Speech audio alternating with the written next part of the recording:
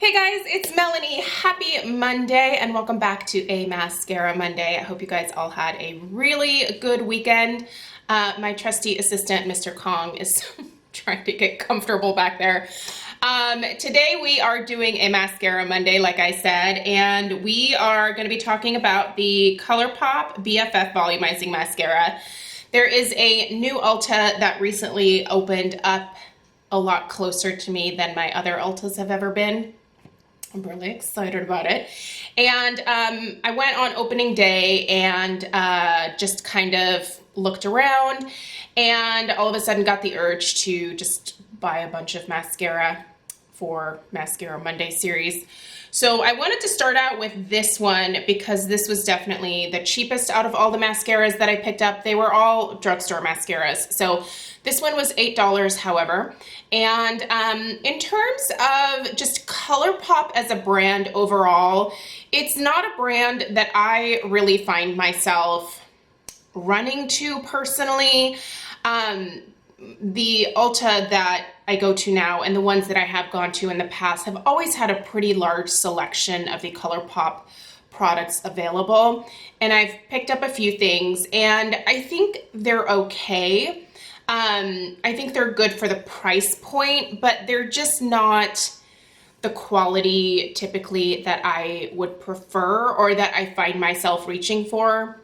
I think one of the things that I've noticed as I've gotten a little bit older is that I definitely prefer quality over quantity. So for me, I would rather save my money and buy like a really nice eyeshadow palette that I know that I will reach for frequently versus a bunch of, you know, smaller, less expensive eyeshadow palettes that really aren't the quality that I would like them to be. So yeah, ColourPop is just kind of one of those brands that for the most part, I just tend to kind of move past because what I've tried again has been okay, but nothing has really wowed me, if that makes sense. So I did decide to give their mascara a try.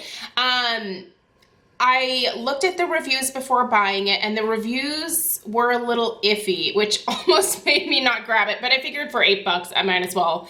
So I'm gonna go ahead and pull it up on the website here and I'm just gonna read you guys what the claims are and then I'll tell you about my experience.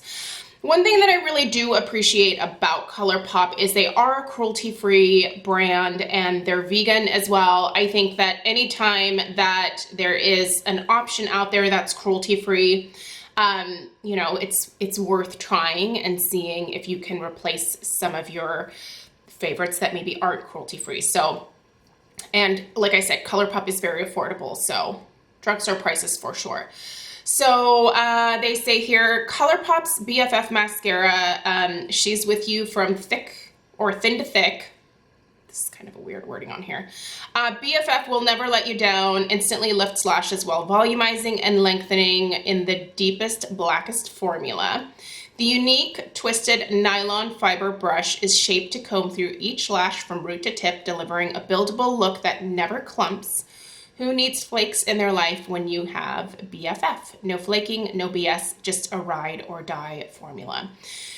So, the packaging for it it's nice. It's just basic tube.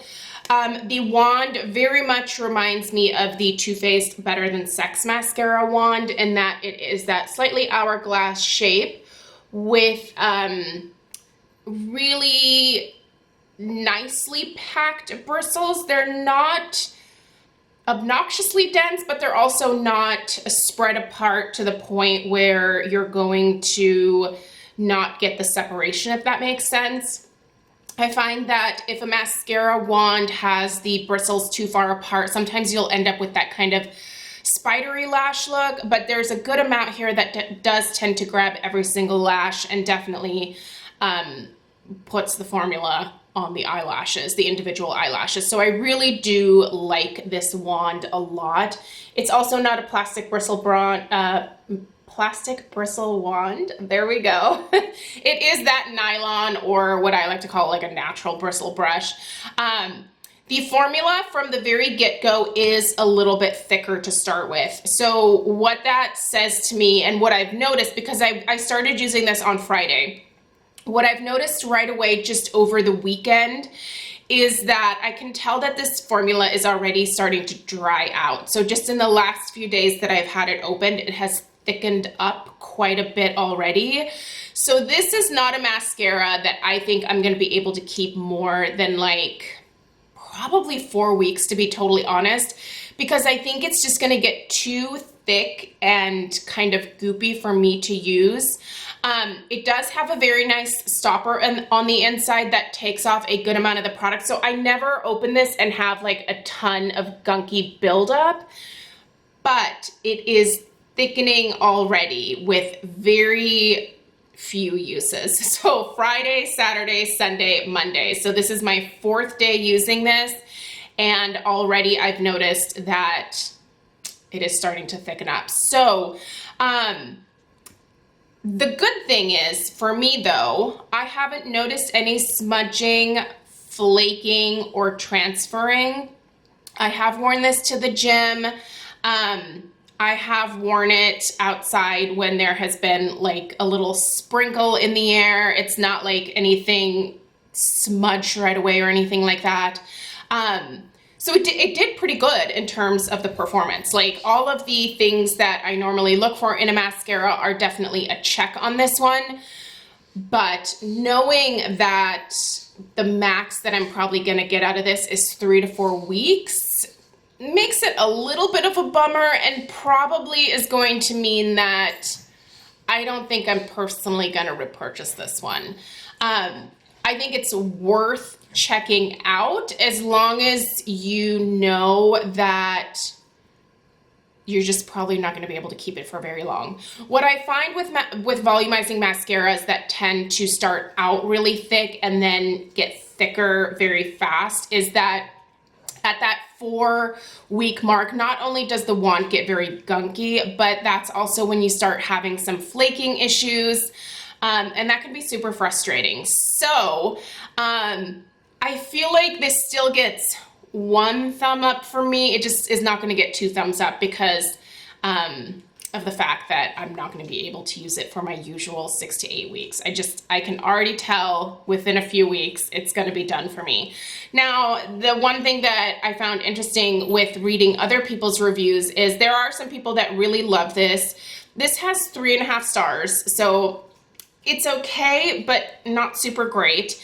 Usually I look for products that have either 4 or 4.5 stars. I understand that like 5 stars across the board is very rare, but a lot of people are saying that this really flakes on them, that the formula is very clumpy for them, that it's just very dry, that they don't get a lot of volume from it, which is, again, interesting. It makes me think that there might be some variations in the consistency of the formula because I didn't experience any of those things. So for me, it checked most of the boxes right off the bat.